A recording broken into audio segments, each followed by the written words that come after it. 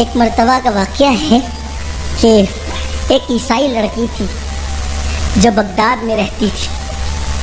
ایک عیسائی لڑکی تھی جو بغداد میں رہتی تھی اور حضور غوث پاک رضی اللہ تعالیٰ سے اس کا دل لگ گیا تھا. بڑے پیر صاحب سے اس کا دل لگ گیا تھا. دیکھو ساری باتیں دل کی ہیں. آپ یقین جانیں کہ مائک پر بہت سی باتیں کہنے کی نہیں ہوتی، ورنہ میں آپ کا یقین مضبوط کرنے کے لیے ضرور کہتا. کتابوں میں جو لکھا ہے وہ تو لکھا ہوا ہے.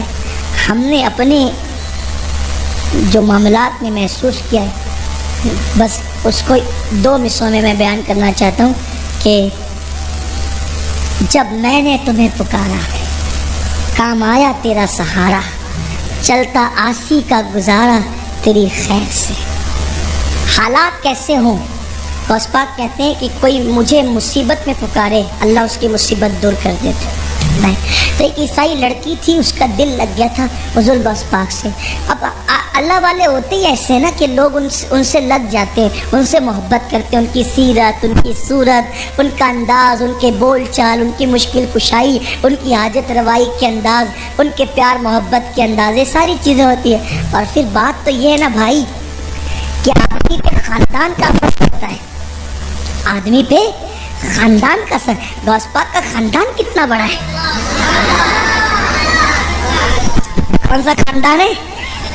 شیخ عبد القادر جیلانی، ان کے والد شیخ ابو صالح موسیٰ جنگی دوست، ان کے والد سید عبداللہ جیلی، ان کے والد حضرت سیدنا سید ابو یحییٰ زاہد، ان کے والد سید محمد، ان کے والد سید داؤد، ان کے والد سیدنا موسیٰ الجون، ان کے والد حضرت سیدنا عبداللہ محض، ان کے والد حضرت سیدنا امام حسن مصنع، ان کے والد سیدنا امام حسن، ان کے والد سیدنا مولا علی، ان کی بیوی سیدہ فاطمہ الزہرا، ان کے والد محمد رسول اللہ آمنہ زہرا پر پھیلے ہوئے دامن نسلیں ہیں کریمہ کی لجپال گھرانہ ہے.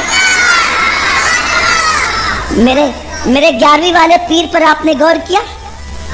دیکھو مولا علی 1، مولا علی 1، امام حسن 2، امام حسن مصنع امام حسن مصنع، امام عبداللہ محض، حضرت موسیٰ الجون 5، حضرت سیدنا یحییٰ زاہد، حضرت سیدنا داؤد، حضرت سیدنا یحییٰ زاہد، پھر سے حضرت علی، حضرت امام حسن، حضرت امام حسن مصنع، حضرت عبداللہ محض، حضرت موسیٰ الجون، حضرت یحییٰ زاہد، حضرت محمد، حضرت داؤد، حضرت سیدنا عبداللہ جیلی، حضرت سیدنا شیخ ابو صالح، شیخ عبد القادر جیلانی. میرا پیر نسب میں بھی 11ویں نمبر پر ہے. حضور غوث العالم دستگیر نسب میں بھی 11. کیسا خاندان ہے. آؤ در زہرا پر پھیلائے ہوئے دامن نسلیں ہیں کریموں کی لجپال گھرانہ. ولی کسی بھی خاندان کا شان والا ہوتا ہے، سخی ہوتا ہے، لیکن زہرا کے خاندان کا، علی کا لاڈلا، اور وہ بھی صرف بابا کی طرف سے نہیں، امی کی طرف سے بھی. ماں کی طرف سے حسینی ہے اور باپ کی طرف سے یعنی کہ نجیب الطرفین ہے. اب نجیب الطرفین دیکھا تو میرے امام کہنے لگے تو حسینی حسنی کیوں نہ محی الدین ہو، اے خضر مجمع بحرین ہے چشمہ تیرا. تو خاندان نبوت کے چشم و چراغ ہے میرے مرشد سرکار غوث پاک. ایک یہودی لڑکی غوث پاک سے محبت کرنے لگی، پیار کرنے لگی اور ان کی کنیز ہو گئی. اتفاق سے اس کی شادی کے دن آئے تو اس نے اپنے ابا سے کہا کہ میری شادی کے دن غوث پاک کو بھی دعوت دینا، غوث پاک بھی تشریف لائیں گے. کہا ٹھیک ہے دعوت دیں گے. اب وہ تھے سب عیسائی غوث پاک کو کہا کہ حضرت میری بیٹی آپ کی کنیز آپ سے محبت کرتی ہے، ہم عیسائی لوگ ہیں لیکن آپ دعوت میں ہمارے آئیں گے؟ غوث پاک نے کہا کہ ٹھیک ہے انشاءاللہ وقت پہ دیکھا جائے گا۔ پھر وہ بارات نکلی، بغداد میں آنا تھا بارات نے۔ اب جب بارات نکلی تو رستے میں ڈاکوؤں نے اس کو قتل کر دیا، دولہے کو ہی قتل کر دیا۔ جب بارات کی بجائے جنازہ آ گیا، جب جنازہ آیا تو اس کی تو خوشیاں لٹ گئی، مسائل ہو گئے۔ اللہ اکبر۔ اس کے باپ نے کہا بیٹی سے بیٹی تو سہاگن بننے سے پہلے بیوہ ہو گئی۔ اس نے کہا ایسا نہیں ہو سکتا، اس نے کہا ایسا نہیں ہو سکتا۔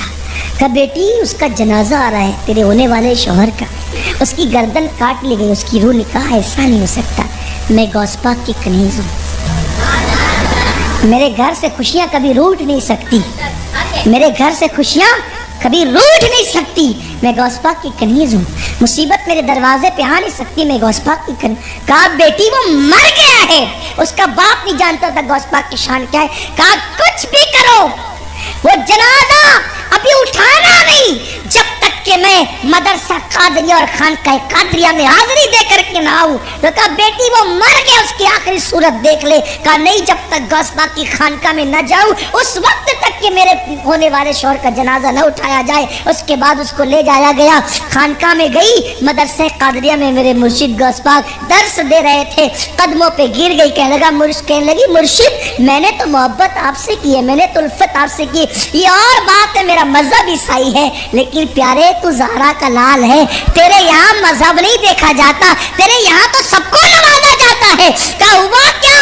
کہا کہ خوشیوں کی سوگات آنے سے پہلے روٹ گئی، بہار سے پہلے خزاں آ گئی، گھر بسنے سے پہلے اجڑ گیا، اور وہ بھی تیرا کہلانے والی ہوں، تیری کہلانے والی ہوں، تیری کنیز کہلانے والی ہوں۔ میرے مرشد غوث پاک کرم کی نظر فرمائے۔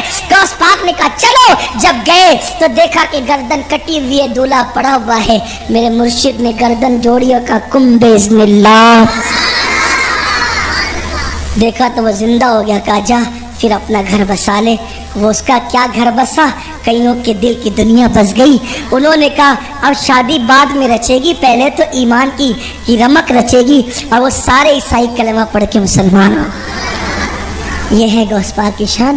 اس لیے غوث پاک کا محبت کا ماحول گھر میں پیدا کرو، بچے کو غوث پاک کا عاشق بناؤ، اپنے بچوں کو یہ واقعات سناؤ، اپنے بچوں کے ہاتھوں میں غوث پاک کا دامن پکڑاؤ، اپنے گھروں کے اندر بچوں کو سکھاؤ بیٹا گرتے وقت یا غوث المدد کہہ لیا کر، ہڈی نہیں ٹوٹے گی۔ ہاں یہ مذاق کی بات نہیں ہے، یقین پیدا کرو، یقین، انشاءاللہ تعالیٰ برکتیں نصیب ہوگی۔ اللہ تعالیٰ ہم سب کو توفیق عطا فرمائے۔